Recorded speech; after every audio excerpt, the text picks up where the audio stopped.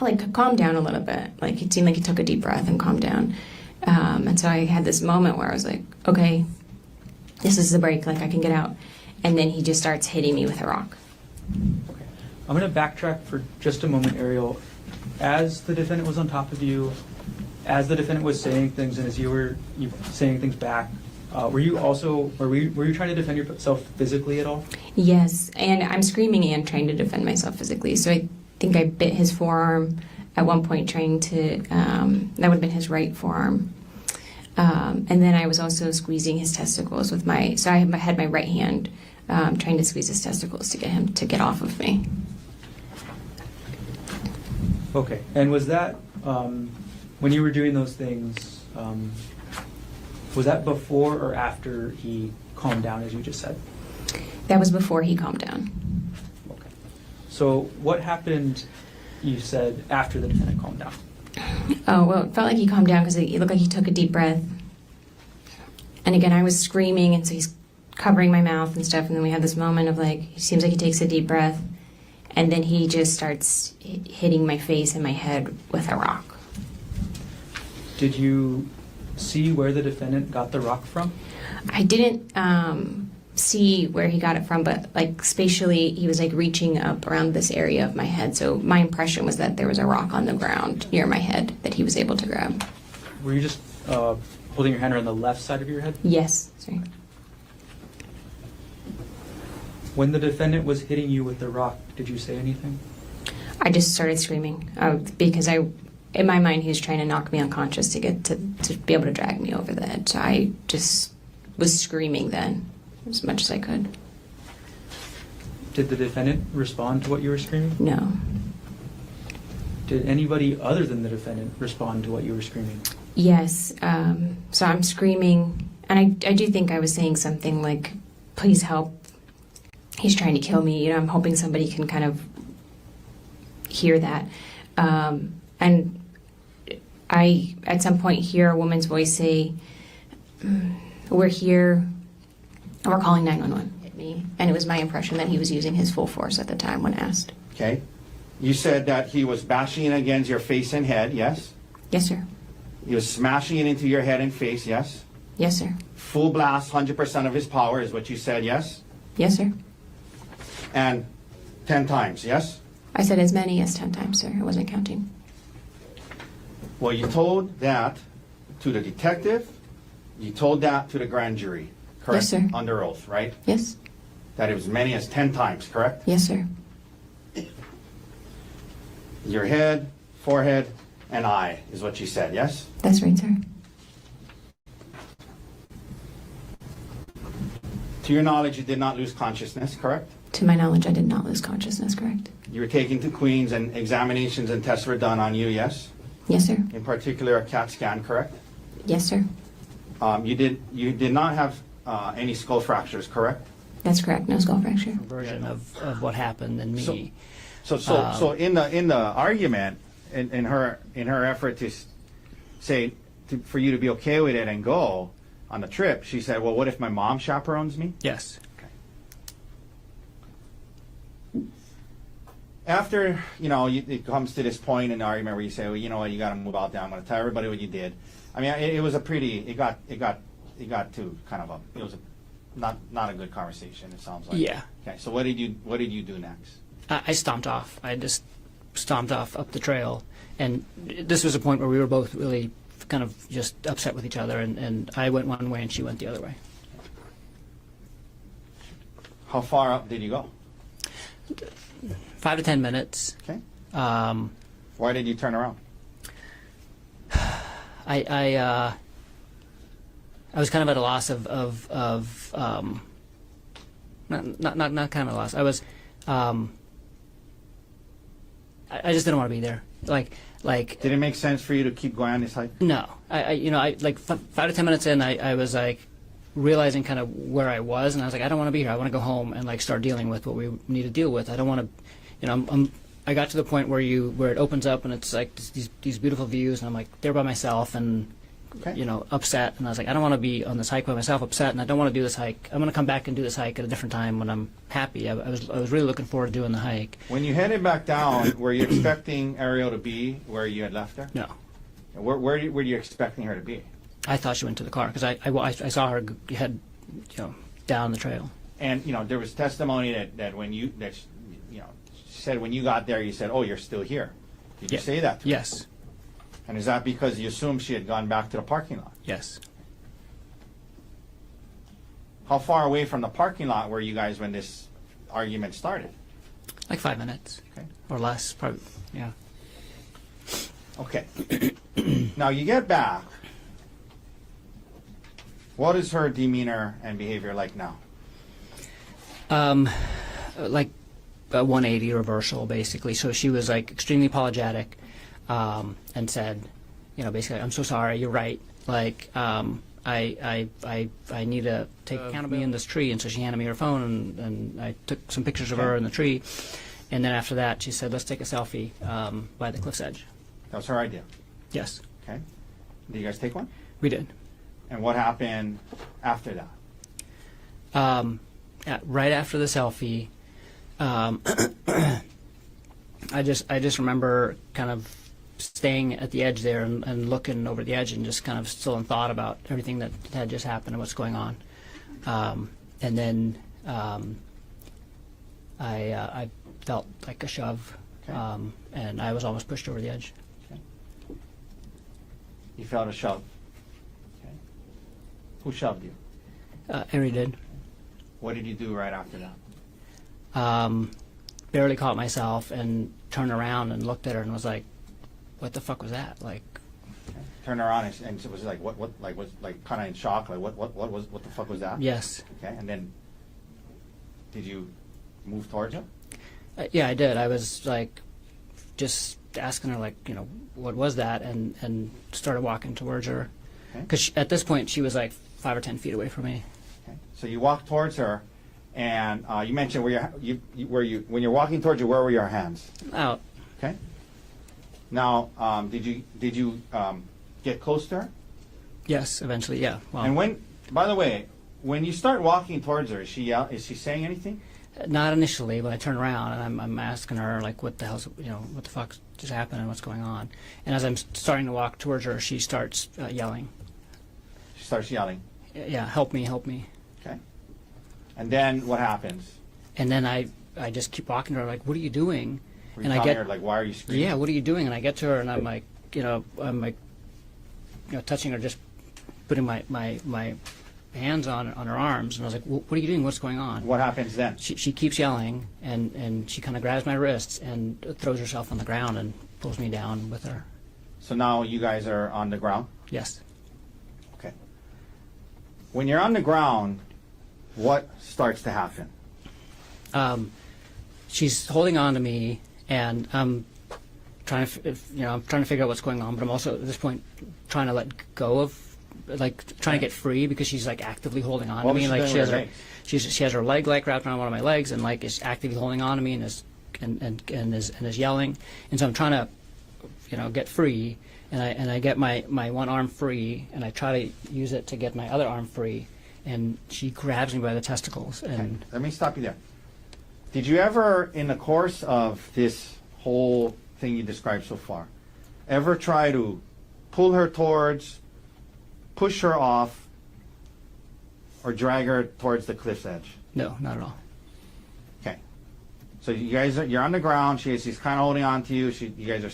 Would you just kind of like a scuffle going on?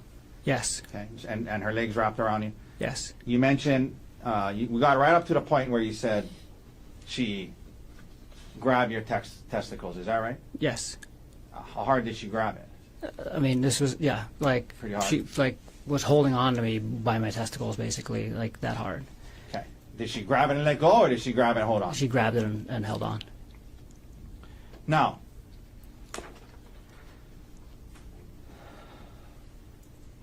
what happens after she does that?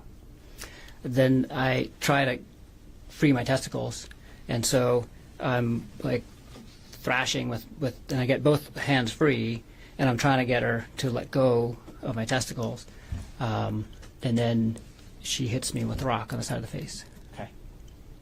She's holding on to your testicles. You're kind of focused on that, obviously, and then at some point while you're focused on that, you and it happened all really fast. Yeah. But yeah, That's I'm glad you raised that up. Was this like happening slowly, where you had it time all to happened within probably less than a minute, maybe quickly? slightly more than a minute, but 2 minutes or something. but you weren't timing it. From the moment that we were on the ground and she was grabbing my testicles was like It happened quickly. everything after the grabbing of the testicles happened very quickly. Okay. And you weren't timing it or anything. No. This is just your estimate. Okay. So now she's holding on to you, she's squeezing your testicles, and you kind of dealing with that. And she's on the ground, and you're kind of on top of her. Yes. Okay. And you said then you felt you got hit with the rock. Yes. Where'd you get hit? On the left side of my face. How many times? She kept doing it. The first blow she landed really well, and after that I was able to block Okay. fairly well. She did land a couple more, but not as bad as the first one. So she still got your testicles? Yeah, so she's holding my testicle and just Okay. hitting me like this. And now do you stop dealing with your I'm testicles? just and you- focused on the rock at this point. Okay. Yeah, Okay. yeah, Did it hurt when you got hit with the rock? you did. Could we publish what's in evidence as Exhibit D30, Your Honor? Yes. Okay. Gerhardt, is this where you got hit with the rock? Yes, Is that the area? yes. We can take that down. Complex laceration because the borders of this are very irregular, and then you can see that, especially here, you see crushed or macerated tissue as well. Looking into the laceration itself, you could see down, and through portions of this laceration, you could actually see the skull, so all the way down to the bone.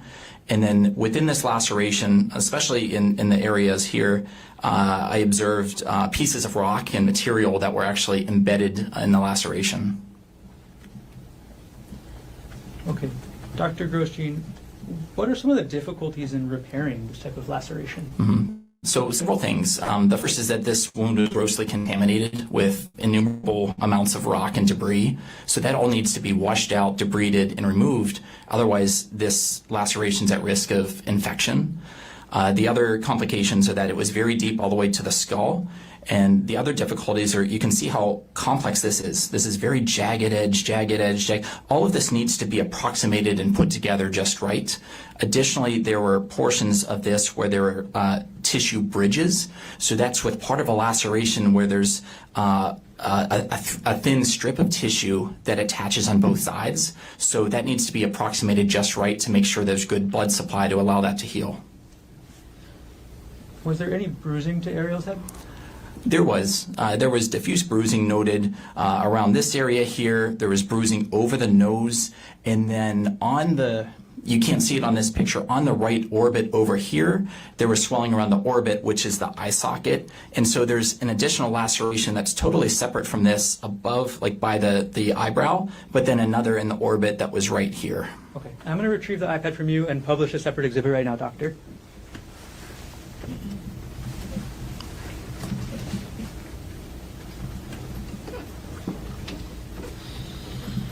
Okay, now I'm publishing State's Exhibit 22. Dr. Grosjean, is this what you were describing with regards to the right side of Arielle's face? Yes, the laceration above the right eyebrow underneath, and then there's bruising around the right orbit and along the forehead and over the nose. Correct.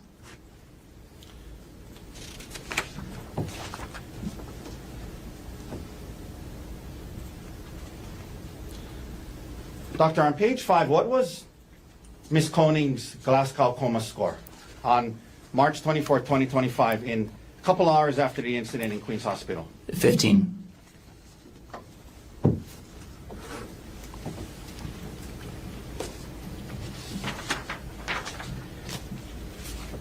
Nevertheless, you're concerned about skull fractures, so you order a CAT scan of the head, face, and spine, correct? Correct. Because a CAT scan is a very reliable imaging tool. Well, it's an imaging tool that is used to see into the body to see if there's fractures, injuries, brain bleeds, things like that, yes? Yes, You thought it was prudent to order one? Correct? absolutely. Mhm. All right. And you reviewed the results of these imaging tests and factored that into your medical decision making, yes? I did. The CAT scan of the head, you're looking for any skull fractures or hematoma, given the report that she was hit multiple times in the head with a rock, yes? Yes, And doctor, the CAT scan to the head indicated that there were no skull fractures, correct? correct. And no hemorrhaging was found either, yes? I mean, No- correct? No internal hemorrhage, Yeah, yes. that's what I mean. No brain bleeds were found, correct? Correct. You also do a CAT scan of Miss Konig's face, and the results of that, like as well, there were no mandible fractures, yes? Correct. Well, what is a mandible? That is the jawbone. Okay, I guarantee I'm going to pronounce some medical words wrong, but ossicles, is that a word? I can't even pronounce it close enough for you to recognize it. Ossicles. It is a word, yes. Okay, how do you say it? So ossicles. Okay, what is that? So it depends where you're looking. There are ossicles in different locations. Well, So- after the CAT scan of the face said ossicles are normally aligned. It said it was normal. Okay. Okay, so what is that? So the facial bones were aligned. There was no facial bone that was out of place. Okay. No skull base fractures, correct? Correct. No zygomatic arch or ptergoid plate fractures, right? Yes. And what is a zygomatic arch or ptergoid plate fracture? So they're the pterygoid plate. They're parts of the face and the skull. So zygomatic arch kind of goes over here, and then the pterygoid plate's nearby. And the CAT scan to the face showed no fractures to that area, correct? Yes. No maxillary sinus fractures. What is the maxillary sinus, doctor? Maxillary sinus is, again, one of the bone structures of the face, so that would be right here. Okay. No fractures to that area, yes? Yes. Now, I wanted to ask you about this. The orbits are intact and the globes are normal. That's what the CAT scan said, right? Yes. You were asked earlier about the thickness of skull in different areas. Remember that? Yes. By the prosecutor? Mm-hmm. And you said certain parts are thicker than others, right? Yes. And you have the skull and different parts of the skull. But isn't it true, doctor, that the orbital bones, it's a thin, fragile bone? So these are facial bones, not the skull bone. So these are facial bones here, and so over the sinus, it is thinner than the frontal Yeah, no, skull. I understand that. I'm not saying you misled anyone. I'm just clarifying. You're talking about the skull. I'm talking about the orbital bones, right? Mhm. Isn't it true, doctor, that the orbital bones around the eye is a very thin, fragile bone in a person's body? On the inferior portions and the medial portions, which are here and here. They are thin and fragile, yes? They are one of the thinner portions of the face, of the bones, yes.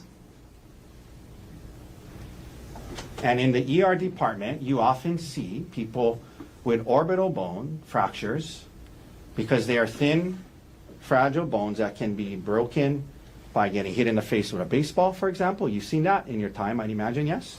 Yes.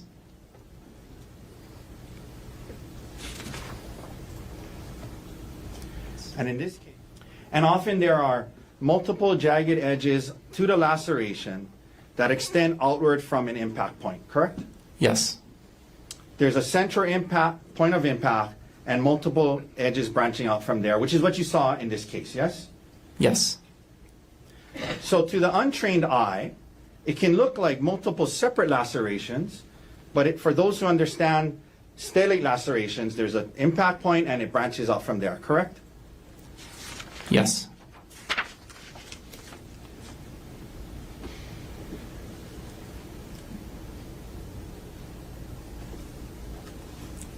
And because of the multiple branches and all the things you described about the skin and putting it back together, you thought it was best to have a surgeon stitch it back up, correct?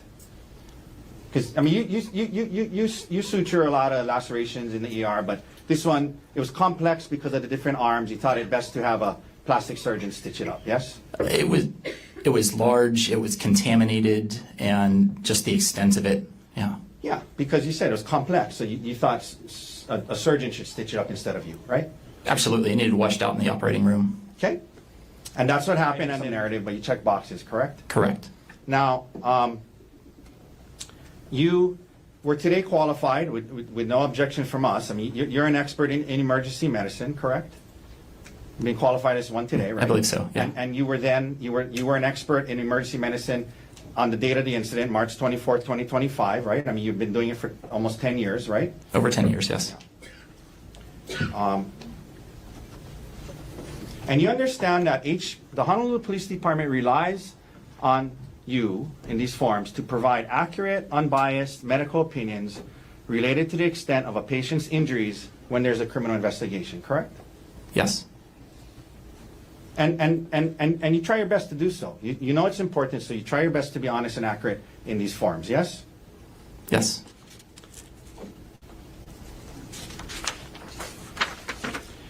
And isn't it true, doctor, that as it related to Ms. Konig, when you're filling out the Honolulu Police Department physician forms, one of the questions when you were asked under what's entitled substantial bodily injury, did the injury cause a major avulsion, laceration, or penetration of the skin? And you said yes because of the laceration, correct? Correct. Okay.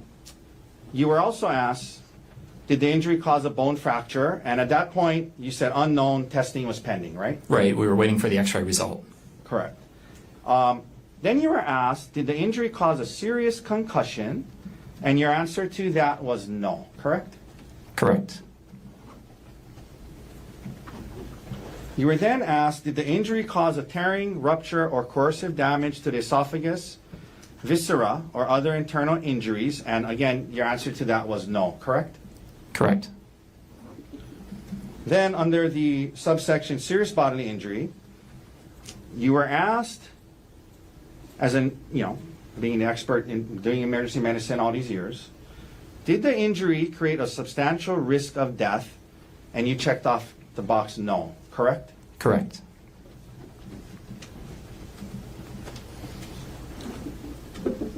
Then you were asked, will the injury cause any serious permanent disfigurement? And you said unclear, pending trauma team repair of wound, yes? Yes. Because this was on the first day she was there, right? This was early on in the course Yeah. of treatment. So. Right. What injuries you observed, okay? Okay.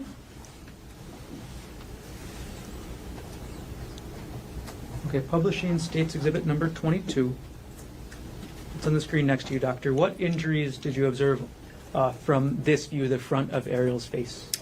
So she had ecchymosis or bruising around the eyes, and then also had a small laceration around the right eyebrow.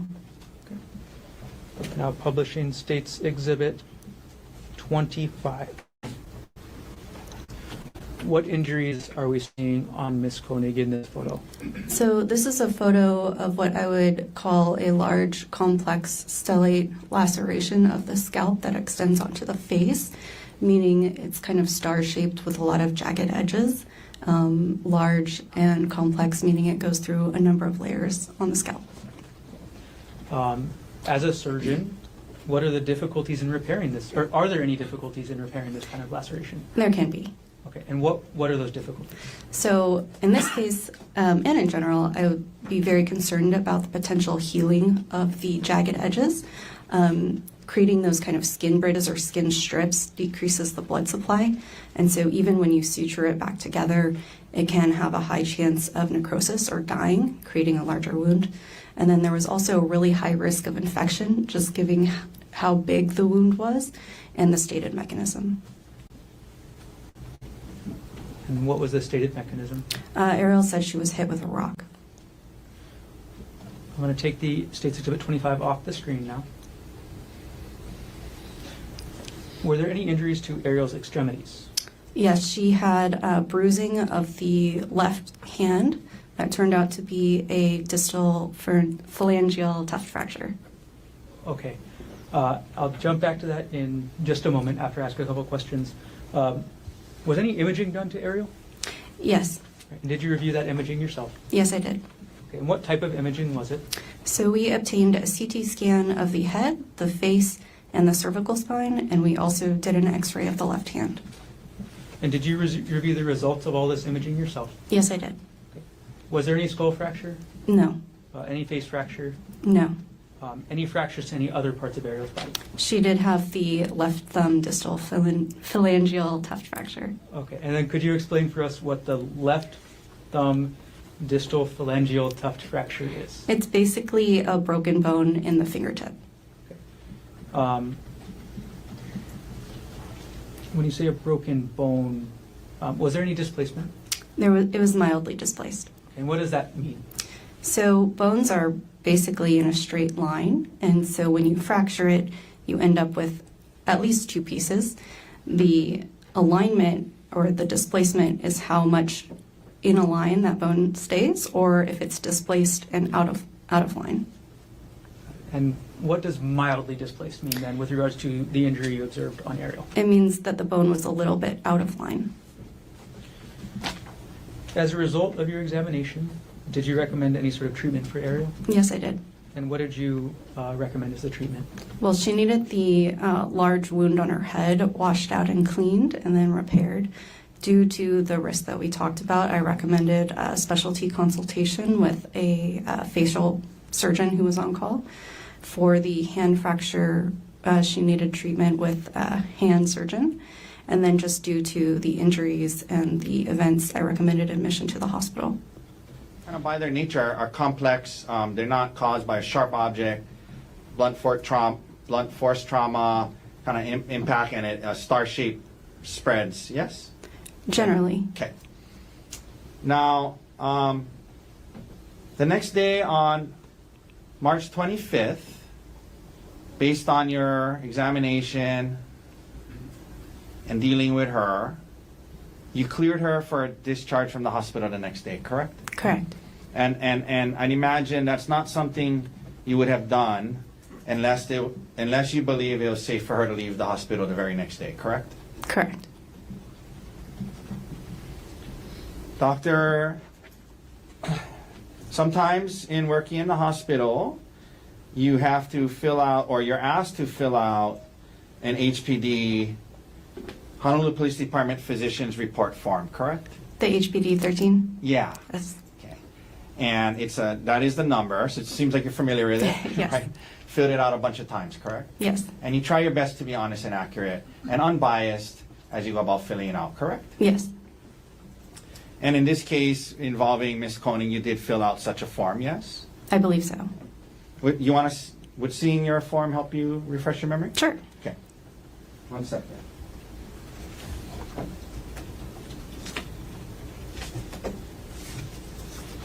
Your Honor, may I approach with D81? Yes. Doctor, do me a favor, just look through that, read it to yourself, and let me know when you're done. And I just have a couple questions, and then I'll be done.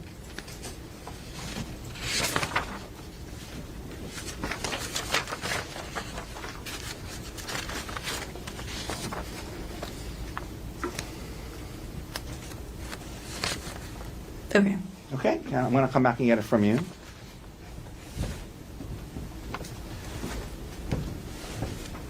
Doctor, that is your signature on the second page, correct? Correct. In response to the question, did the injury cause a major avulsion, laceration, or penetration of the skin under substantial body injury? You checked yes, and that's because of the laceration on her scalp, correct? Correct. Okay.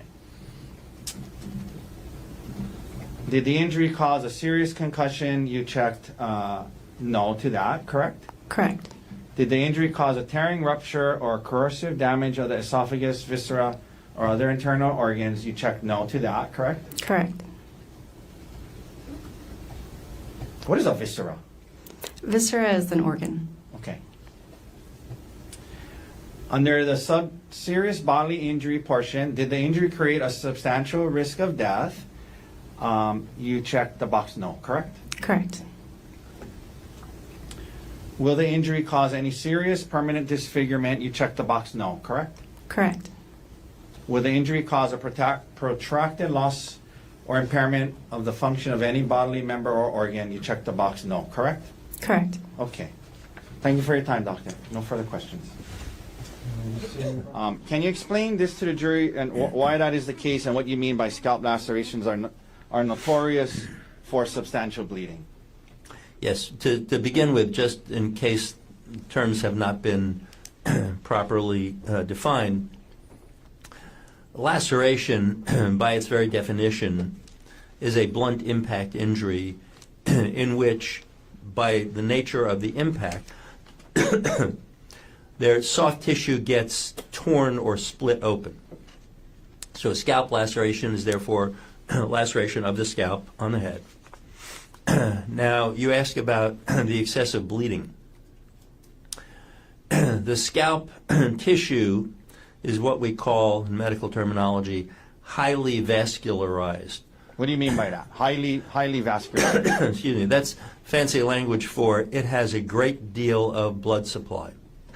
So, if you damage the scalp tissue, which has a great deal of blood supply, it will bleed excessively. In fact, scalp lacerations are notorious for bleeding tremendously. This is, excuse me, something that's even, for many people, common knowledge, that if you get an impact to your head, if you split open the scalp, even a small laceration tends to bleed tremendously, and sometimes it looks pretty horrific. I know you have a cough. Yes, thank you so much. I'm going to hand you this water. Thank you. I've been, my apologies. I've been fighting a sinus and bronchitis thing for a while. Okay. Okay. You know, given what you just described about scalp lacerations being kind of notorious for substantial bleeding, my next question is the amount of blood from a scalp laceration a good indicator of how serious the injury medically is?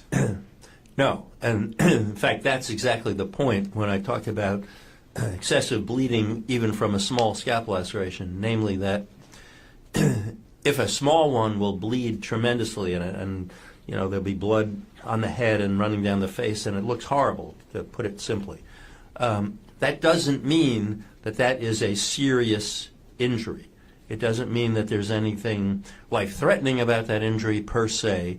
It's an artifact of the fact that those scalp lacerations are known to bleed so excessively. Okay, for example, let's pull up S15 if we can, Mr. Dirks. This is a photograph in evidence, and you see how, doctor, there's a lot of blood. It looks horrible. It does. Again, you know, in this case, when you saw the photographs, but then also reviewed the medical records and, you know, particularly, you know, the information provided by Dr. Grosjean and Dr. Whitney and the Queen's medical staff. In this case, after you saw the bloody photos, in your opinion, does the amount of blood in this case accurately convey how serious the injury is medically?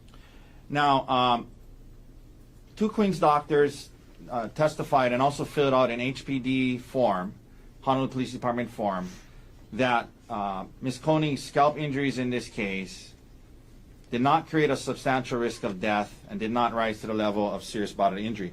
Do you, after your review, doctor, in your opinion, do you agree with the Queen's doctors in that regard?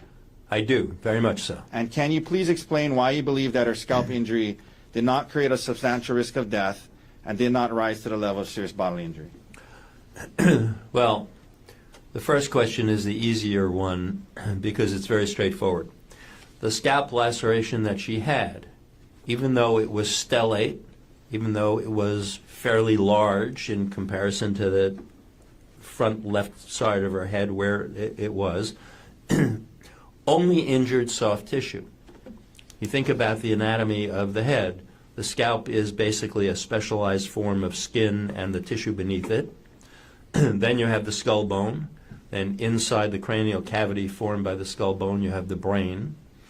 And in her case, the medical records demonstrated quite clearly that all of the injury was to the scalp itself. You meaning the soft tissues? Exactly, the skin and the tissue underneath it. We all have a layer of fatty type tissue called subcutaneous tissue. Subcutaneous means under the skin. So the scalp is both of those, the skin and the subcutaneous, and that's all that was injured. The bone wasn't fractured, the brain wasn't injured, There was no bleeding around the brain, anything like that.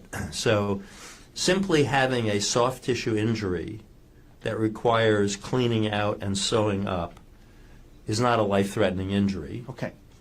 Next, and again, you agree with the Queen's doctors when they checked off the part about it didn't rise to the level of serious bodily injury, correct? Right, because you'll see in that form the questions about the serious bodily injury had to do with prolonged or permanent disfigurement, prolonged or permanent loss of function of part of your body, and a soft tissue laceration, even a big one, doesn't cause any of those things. Okay. So it didn't rise to that level. Now, Doctor, the Queen's doctors also both checked off the box that said she did not have a serious concussion.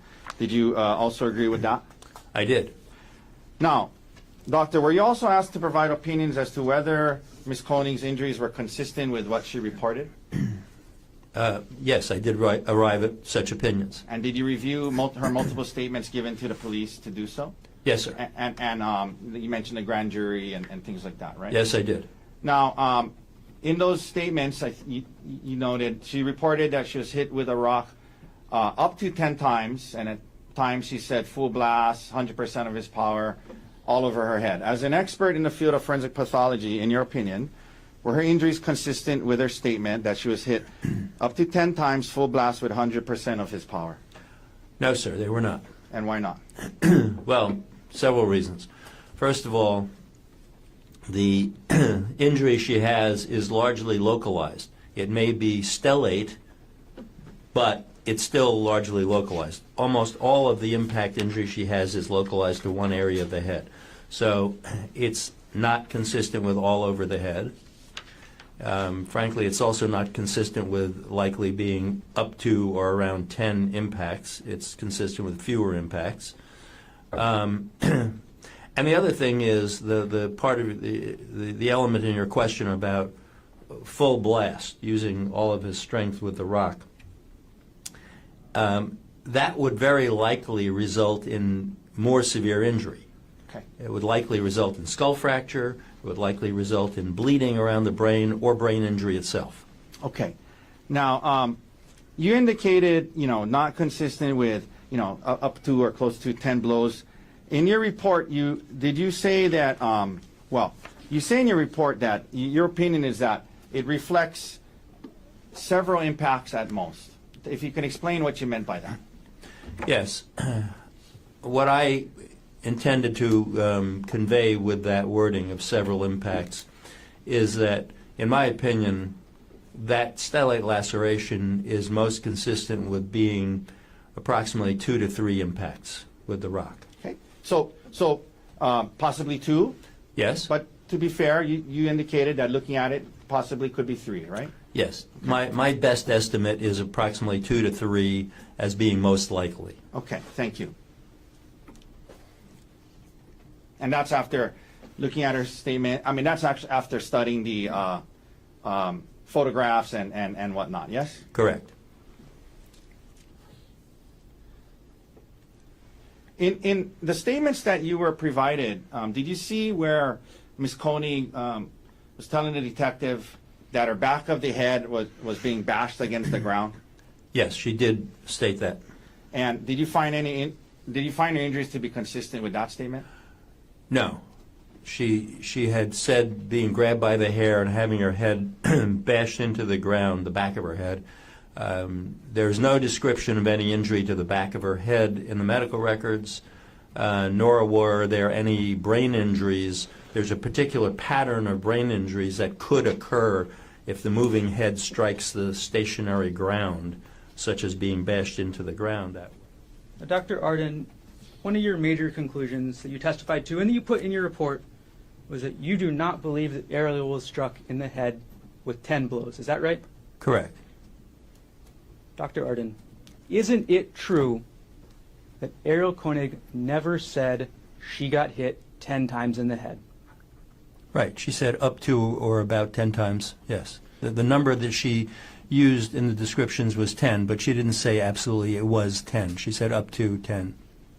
So your conclusion about, she didn't get hit 10 times is not actually based on what Arielle said, correct? Objection, Your Honor. It is based on what she said. I didn't say in my report that she said she was struck 10 times, and that was the only statement she made. But the only number that she cited was 10. And so that was kind of a landmark for me to respond to. That's all. And it's very clear from her statement that 10 times was an estimate, correct? Yes. And it was the maximum number, right? Yes. So her statement is not inconsistent with a lower number, is that correct? It is not inconsistent with a lower number.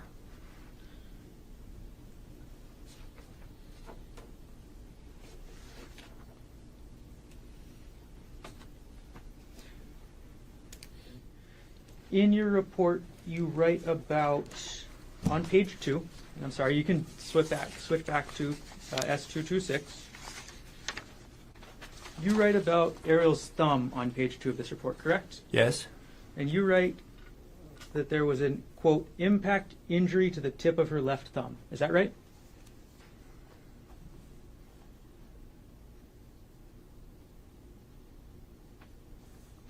Yes, sir. Okay. That is the only time you mention any thumb injury in your report, correct? Correct. Dr. Arden, it's not in your report at all that this was actually a fracture, correct? Correct. It's not in your report that this is a distal phalanx fracture, correct? Correct. You didn't think that was pertinent, right? It wasn't pertinent to the opinions that I was offering, which were largely centered on her head injuries. And you're aware that a distal tuft or a distal phalanx fracture is also known as a tuft fracture, correct? It is? Okay. Is it okay if I call it a tuft fracture from now on? Sure. Just shorter. Okay, so you're aware that a tuft fracture is a, quote, crush injury. Is that right? Yes, that would be typical of mechanism of causation. You commonly see it in people who hit their hand with a hammer. Is that right? That's certainly one good explanation for it. And in the Kaiser records you review, this tuft fracture is referred to as a crush injury. Is that right? I believe so, yes. Let's go through it, doctor. So that's going to be S215.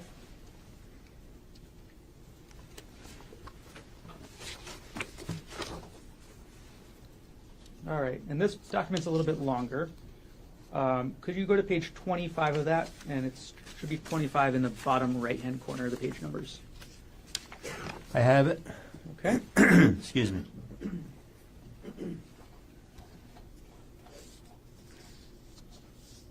I apologize. I think I have the wrong page number. I think so. I'm sorry. Could you go to page 1 of S215? Yes, sir. All right. And there it is at the very bottom of the page, diagnosis number 8, left thumb distal phalanx fracture. Is that right? Yes. Okay. And going to page 4 of this exhibit, it lists this as a, quote, crush injury, correct? It does. You never used the word crush injury in your report, is that right? That's correct. I did not. The word crush injury is actually used throughout this Kaiser document, is that right? I haven't noted how many times it's used throughout or otherwise, but yes, it clearly does describe it as a crush injury.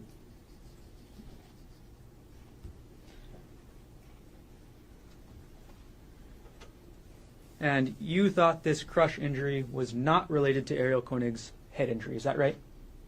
It is not her head injury. It's a different injury. You reviewed the testimony of Arielle Konig's grand jury, or you reviewed the transcript of Arielle Konig's testimony at the grand jury, correct? Yes, sir. And isn't it true that Arielle stated at the grand jury proceeding, I also have a fractured thumb, you know, and finger lacerations from trying to keep the rock off my face so I could maintain consciousness? Yes, that sounds familiar. So you remember that statement? Yes, sir. And that statement is essentially saying that Arielle Konig was trying to block with her hand. Is that right? Yes. Arielle Konig according to the statement, was trying to block the rock with her hand, right? Yes?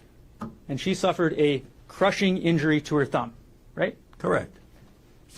And this was somehow, sorry, and you deemed this not relevant to Arielle's head injury. I deemed it separate from her head injury. She has a thumb injury. She has head injuries. The thrust of my opinions were assessing her head injury. I didn't ignore the thumb injury. I didn't omit it from the report, but I didn't discuss it or opine on it. You say you didn't omit the thumb injury from your report? No, the part that you just read into the record, I said that there was a thumb injury. You didn't list it as a fracture, is that right? I didn't describe it in any greater detail. I said she had a thumb injury, and I moved on because it wasn't relevant to the opinions I was giving. So, Dr. Arden, you don't think it's relevant that Arielle Konig held up her hand to block her head and suffered a crush injury on her thumb? I didn't say that. It wasn't relevant to the opinions I was offering.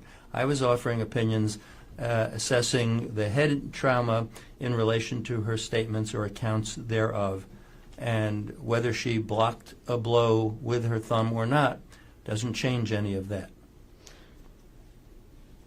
What this tells you, Dr. Arden, that Arielle Konig had a crush injury to her thumb while blocking, that tells you that there was enough force to break bones, isn't that right? There was enough force. That's right. Go ahead. There was enough force to break one very little bone at the tip of her thumb, yes. And again, that mechanism is often seen when somebody gets hit with a hammer, is that right? That is one good explanation for that injury.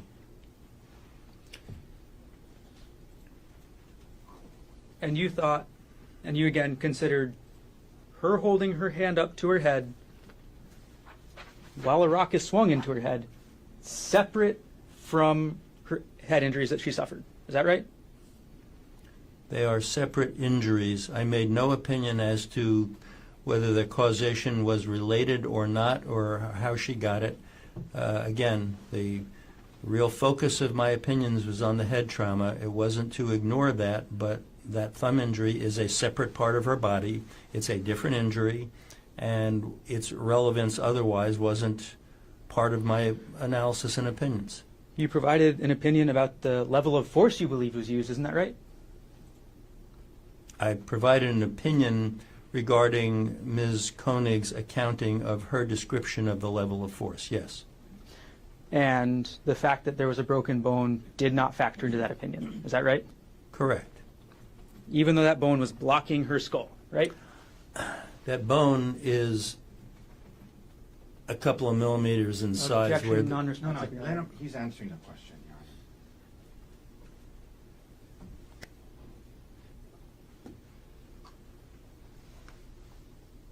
Objection is sustained. It's not Can we responsive. approach, Your Honor? Come on up.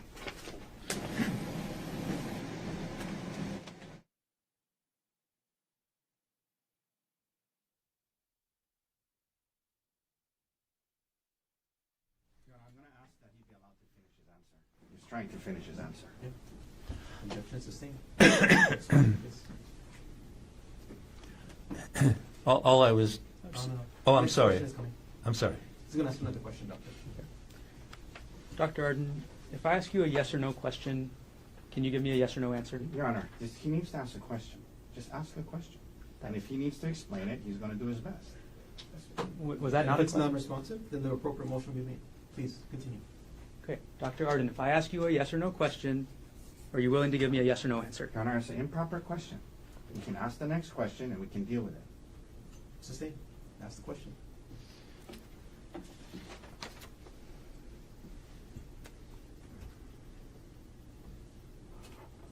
Dr. Arden, isn't it true that the fact that Arielle Konig held up her hand to block that rock is highly relevant to the level of injury she sustained? No. You say no. Okay. Hypothetical here, doctor. We've Can talked. you explain? Can you explain this answer? So, no, next question. You can ask them redirect. All right, doctor. It's very clear that a blocking hand is an interfering force, right? Objection. Argumentative. Phraseology of the question. Well, overruled. You can ask the question. A blocking hand is an intervening force. Is that right? No. You don't believe that a block is interfering with the defendant swinging that rocket aerial? It's not what you asked. Do you believe, or isn't it true, that Arielle blocking the defendant from that rock that's, I think, still in front of you, with her hand, is an intervening force? No, it is not an intervening force. Isn't it true that Arielle blocking helped protect her head? Can't answer it as yes or no. Isn't it true that blocking a hit with your hand protects what's underneath? The real answer is sometimes. And again, this is all things that you didn't think were pertinent to Arielle's head injuries, right? Answered. They're not pertinent to the analysis and opinions that I offered about her head injuries. That's true. I think I said leg. It was at least one. And you testified that she grabbed your testicles, right? She did. And that she wouldn't let go, right? That's right. All this time, you were on top of her, right? That's correct.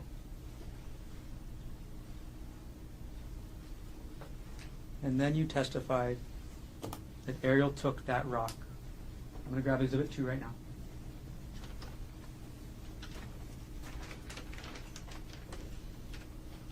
You testified that Arielle took this rock and hit you in the face. Isn't that right? That's right. And you said the first hit, she got me kind of good, right? That's right. And you said she kept trying, right? That's right. And you testified you tried to start blocking it, right? Yes. And you testified she actually got a couple more hits in, right? Yes. So, but you don't know how many hits, right? No. One good hit to the side of your face, correct? That's right.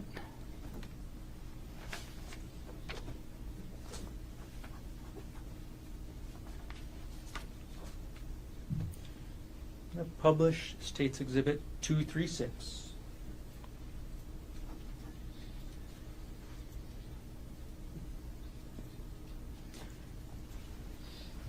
This is a photo of you from March 24th, 2025, correct? That's right. This is immediately after the police arrested you, right? That's right. This is the closest photo of you after Arielle hit you with this rock, right? That's right. Publish alongside State's Exhibit 1.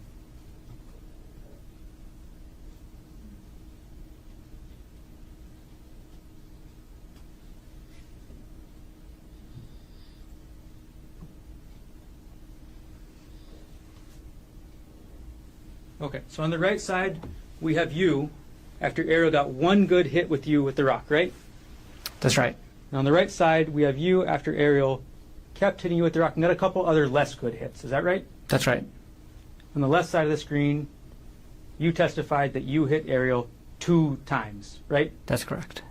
On the left side of the screen, we have the results that you say you hit her only 2 times, correct? That's correct. Let's move on to the next day. We're going to publish State's, I'm sorry, not the next day. We're going to publish State's D30 on the right side. I'm sorry, Defense 30 on the right side. Okay, look at the right side of the screen, please. This photo on the right side of the screen is you at the hospital, correct? That's correct. You at the hospital on the night of March 24th, 2025, correct? That's correct. This is you at the hospital after Arielle got a good hit on you with this rock, correct? That's right. On the left side of the screen, I'm going to put up States 23.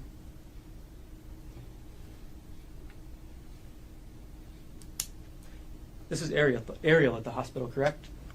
That's right. This is Arielle at the hospital after your 2 hits, correct? That's right.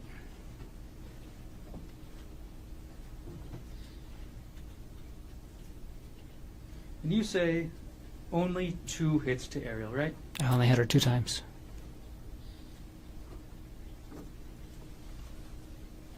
This is the front of Arielle's face after those 2 hits, right? Yes.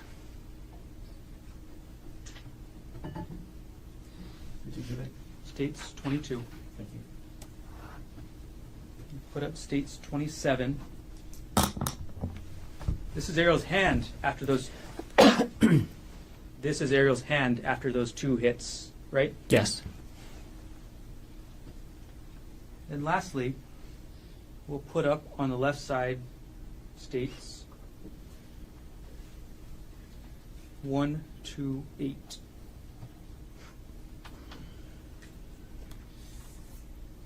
On the left side of the screen, that's Arielle on March 25th, 2025, correct? I don't know when that picture was taken, but I'll take your word for it. That's Arielle the day afterwards, right? Like I said, I don't know when that picture was taken, but I'll take your word for it. We'll publish on the right side states 239.